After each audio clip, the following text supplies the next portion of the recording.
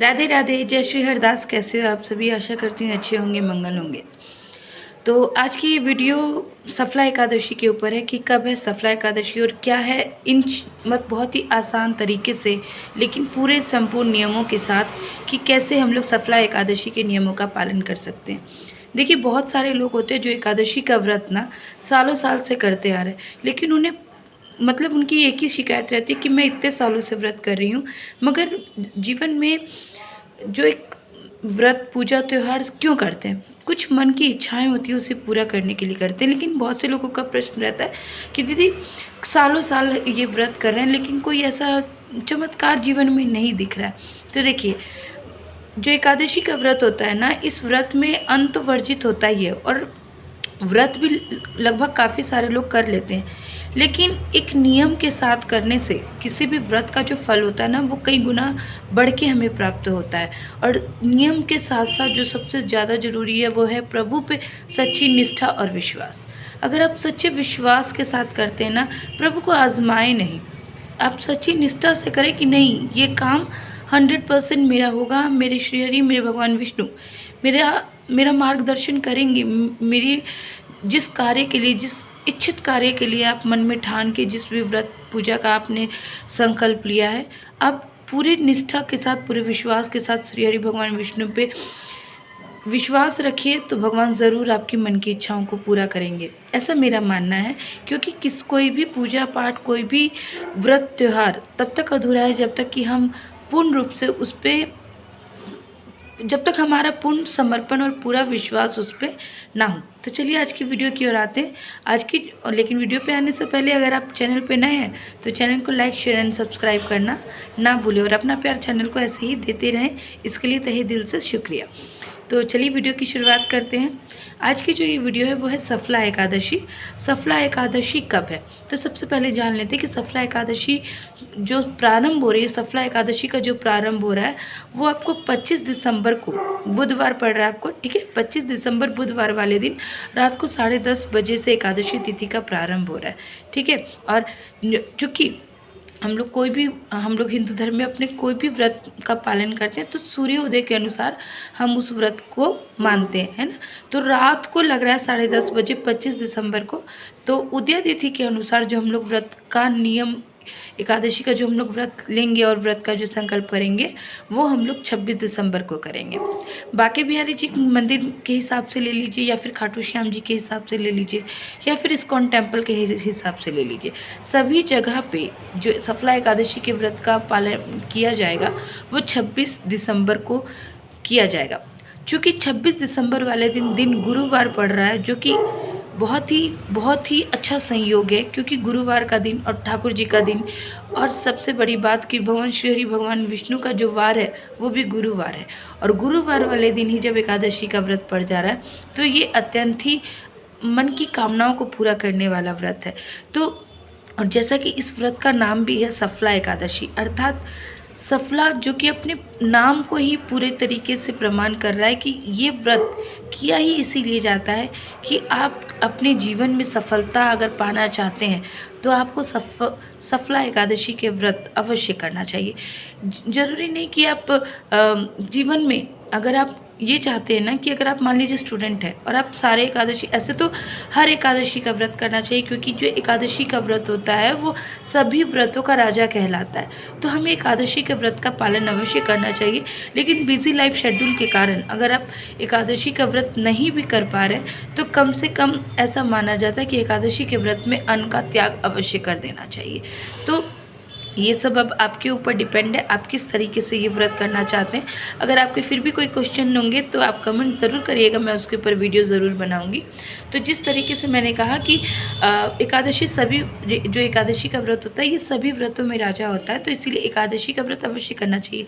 लेकिन जो नहीं कर पाते, लेकिन उन्हें जीवन में सफलता चाहिए, या फिर वो कोई कॉम्पिटिशन एग्ज़ाम की तैयारी कर रहे हैं, या फिर लाइफ में ही कोई ऐसा एग्ज़ाम फेस कर रहे हैं जिसमें सक्सेस होना बहुत ज़्यादा ज़रूरी है, तो ऐसे में प्रभु से प्रार्थना तो कर ही रहे हैं, साथ ही साथ अगर आप सफला एकादशी का व्रत कर लेते हैं तो निश्चित तौर से ठाकुर जी की कृपा आप पे होगी और आपका जो भी इच्छित कार्य है वो ज़रूर पूरा हो जाएगा। तो आपको ये जो सफला एकादशी का व्रत करना है वो 26 दिसंबर को दिन गुरुवार वाले दिन आपको करना है।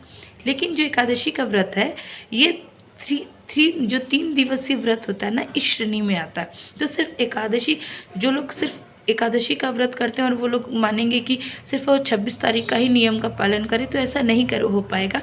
क्योंकि जो एकादशी का व्रत होगा वो 3 दिवस का उसका नियम का पालन करना पड़ता है।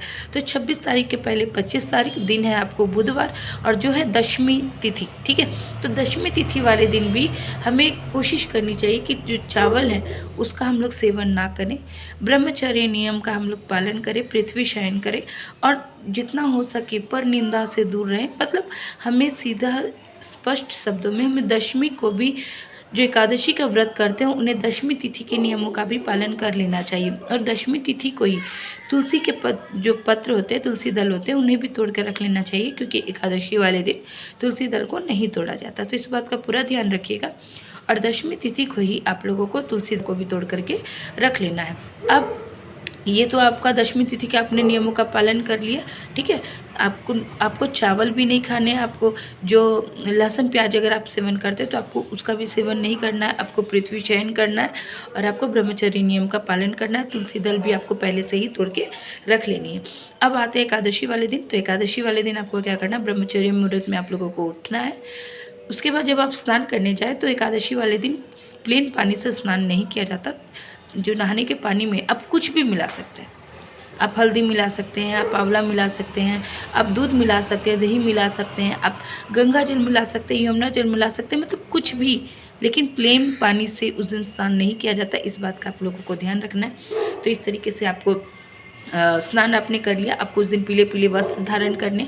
अगर आप ठाकुर जी की सेवा करते हैं, लड्डू गोपाल की सेवा करते हैं, तो आपको उन्हें भी आज के दिन, एकादशी वाले दिन खासकर आपको नियम ले लेना चाहिए कि आप अपने लड्डू गोपाल की हमेशा पंचामृत से स्नान करवाएंगे। तो पंचामृत से आपको उनको स्नान करवाना है, उन्हें पीले वस्त्र पहनाने हैं, और पीले ही फलों का आपको भोग लगाना है। तो इस तरीके से आपको करना है। और पूरे दिन जो आपका माहौल है वो आपको पूरा तरीके से आपको भक्तिमय रखना है। श्री भगवान विष्णु के भजनों को सुनना है, उनके मंत्रों का जाप, ओम नमो भगवते वासुदेवाय नमः, इस मंत्र का आपको सारा दिन जाप करना है। और दिन में तो आपको सोना ही नहीं है, क्योंकि आप सभी जानते हैं कि व्रत वाले दिन में तो नहीं सोते। रात को भी एकादशी वाले व्रत में सोना वर्जित होता है।